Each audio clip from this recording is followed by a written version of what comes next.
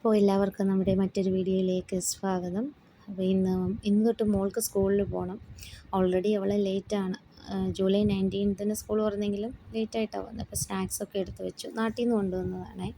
അങ്ങനെ ആൾ പോകാനായിട്ട് റെഡിയായി ഇറങ്ങി. ഒരു മടിയൊക്കെ ഉണ്ട്. ഇത്രയും ദിവസം നാട്ടിലിങ്ങനെ സുഖിച്ചിരുന്നതല്ലേ.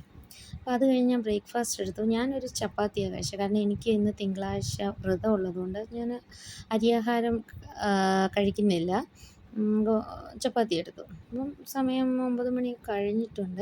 അപ്പോൾ ദോശ അവർക്ക് വേണ്ടി എടുത്തതാണ്. അച്ഛനും മോൾക്കും രണ്ടുപേരും പോയി. പിന്നെ എനിക്ക് ഉച്ചയ്ക്ക് നമുക്കിവിടെ പടച്ചോറൊന്നും ഉണ്ടാക്കാൻ പറ്റില്ലല്ലോ. അതുകൊണ്ട് ഞാൻ നാട്ടിൽ നിന്ന് കൊണ്ടുവന്ന ചേനയും ചേമ്പും കാച്ചിലും കൂടെ എടുത്ത് പുഴുങ്ങിയിട്ട് അത് കഴിക്കാമെന്ന് വെച്ചു. അത് നമ്മൾ അച്ഛനും മോൾക്കുമായിട്ട് ലഞ്ച് ഉണ്ടാക്കിയിട്ടുണ്ട്. പപ്പായ തോരനും നാട്ടിൽ നിന്ന് കൊണ്ടുവന്ന ചമ്മന്തിപ്പൊടി, അച്ചാർ, പിന്നെ ഇഞ്ചിക്കറി, ഇതെല്ലാം നാട്ടിൽ നിന്ന് കൊണ്ടുവന്നത്. അപ്പോൾ ഞാൻ എൻ്റെ പുഴുക്കെടുത്ത് വെച്ചിട്ടുണ്ട്.